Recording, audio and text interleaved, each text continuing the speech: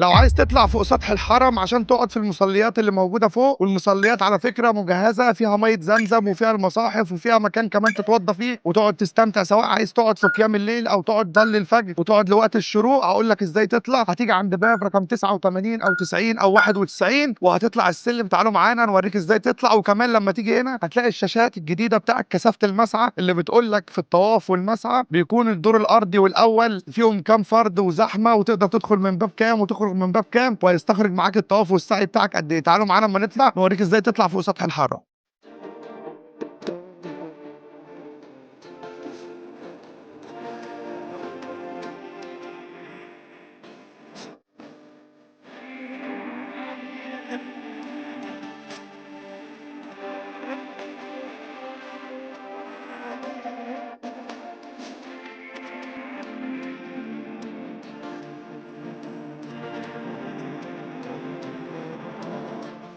وبكده نكون وصلنا سطح المسجد الحرام. هتلاقي هنا مصليات الرجالة ومصليات السيدات، والمصليات مجهزة. هتلاقي فيها أماكن للمصاحف، مَيّة زمزم، وهنلاقي ورا هنا أماكن للوضوء، وتقعد براحتك في المصلية تقضي العبادة اللي أنت جاي عشانها، سواء قيام ليل، سواء جاي تصلي الفجر، سواء هتقعد لحد وقت الشروق. وربنا يرزقكم جميعًا زيارة بيت الله الحرام عاجلًا غير آجل، ويرزقنا العمرة مرارًا وتكرارًا.